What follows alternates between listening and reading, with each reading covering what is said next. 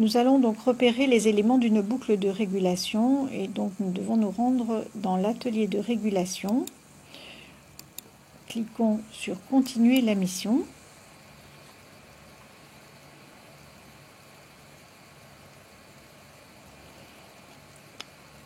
Donc pour mesurer le débit, nous disposons d'un organe des primogènes qui est ici. Associé, donc ici on a le manifold, un transmetteur de pression.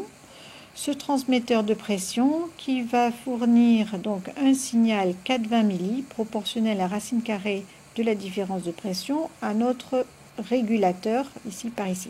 Voici l'entrée-mesure de notre régulateur. Concernant maintenant la partie commande, nous avons effectivement une vanne de régulation. C'est une vanne de régulation donc, qui est pneumatique.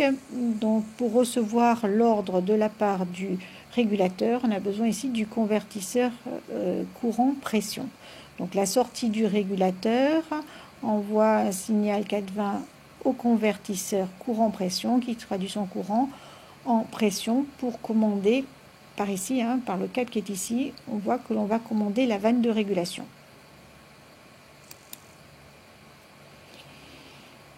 Alors nous allons ouvrir, on nous demande d'ouvrir la vanne manuelle, donc nous allons visualiser le débit ici, nous allons ouvrir la vanne manuelle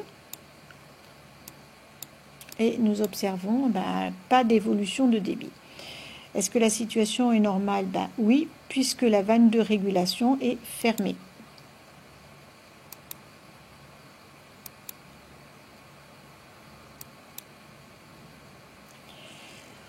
Donc pour ouvrir cette vanne de régulation, nous allons la commander à l'aide du régulateur.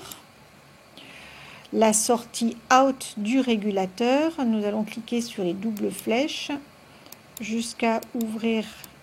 Donc voyons que le débit sur le rotamètre évolue, la vanne s'ouvre, le débit évolue et nous allons envoyer une commande de 100% sur la vanne de régulation. Voilà, nous allons obtenir donc ici un débit de 4 mètres cubes.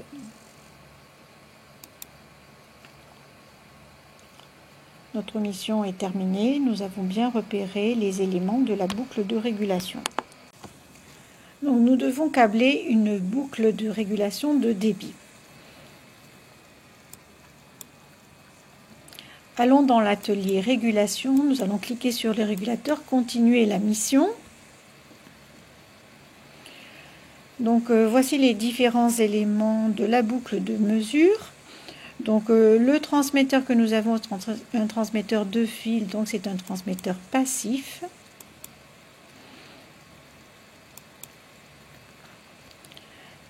Donc nous allons procéder au câblage. Alors pour procéder au câblage, nous pouvons nous aider du schéma électrique qui se trouve ici.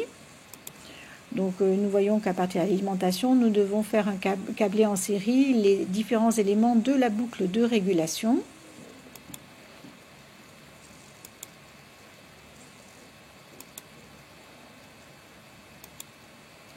Donc nous allons câbler, nous connecter sur l'entrée mesure du régulateur, sur la première voie de l'enregistreur comme on nous l'indique.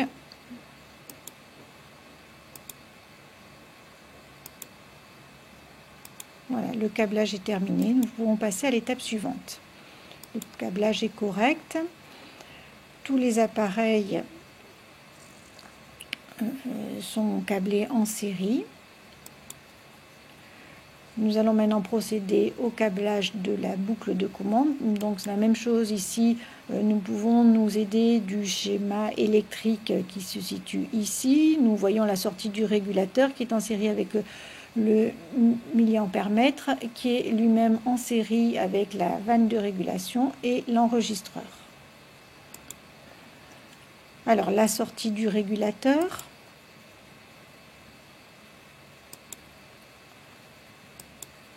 Nous allons nous connecter sur la deuxième voie. Alors ici nous passons en fait par le convertisseur IP qui lui-même alimentera en pneumatique la vanne de régulation. Voilà la boucle de courant, la boucle de commande courant qui est câblée.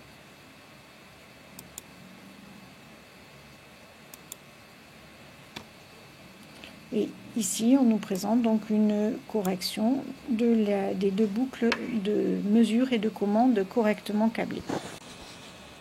Donc nous devons régler une boucle de débit. Allons dans l'atelier de régulation. Nous allons cliquer sur le régulateur et continuer la mission.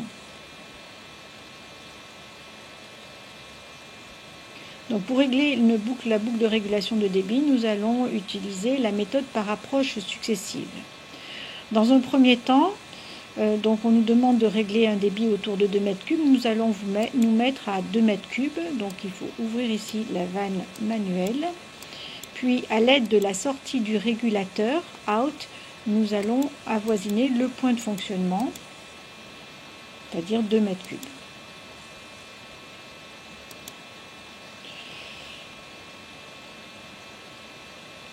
Voilà, nous sommes proches donc ici du point de fonctionnement. La méthode par approche successive consiste à mettre dans un premier temps uniquement de l'action proportionnelle. Donc on va démarrer avec un gain de l'ordre de 0,5. Une action intégrale qui sera très importante, on va dire au maximum.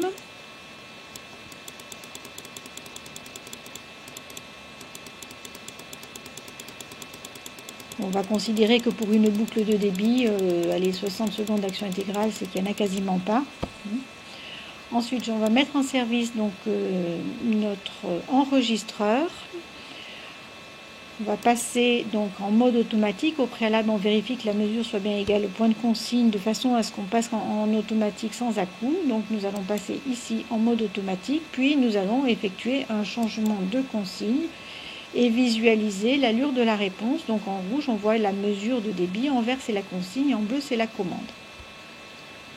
Donc on a un gain de 0,5, donc on va régler l'allure de la réponse. On va peut-être mettre, plutôt qu'un gain de 0,5, on va mettre un gain de 0,4. Donc je vais revenir ici à 2. Par prudence, on va se mettre avec un gain de 0,4. Par prudence, il vaut mieux modifier les actions du régulateur en mode manuel. Donc on va se mettre en mode manuel.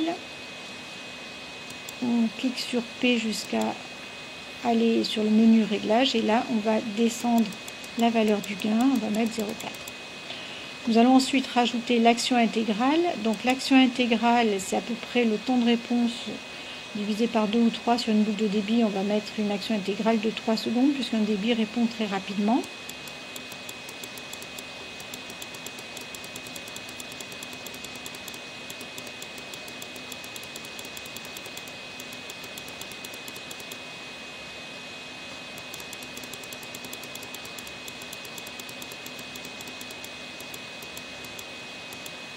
Voilà. Nous allons de nouveau repasser en exploitation. La mesure est égale à consigne. Nous passons en automatique. Nous allons effectuer un changement de consigne pour vérifier donc le réglage de notre boucle de débit.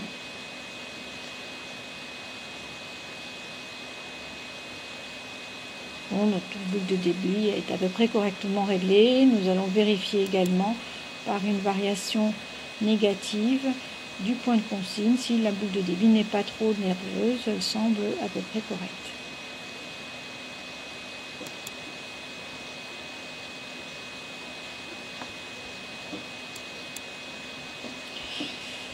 Alors, maintenant, on nous demande de tester le bon fonctionnement de la boucle de régulation en créant une perturbation. Donc, nous allons créer ici un bouchage avec la vanne quart de tour qui se trouve ici. On observe que la mesure s'éloigne de son point de consigne. Le régulateur, pour compenser, il ouvre la vanne, le signal de commande augmente. Donc le débit est perturbé pendant un moment. Ensuite, il est revenu au point de fonctionnement avec une ouverture de vanne qui est ici évidemment plus grande.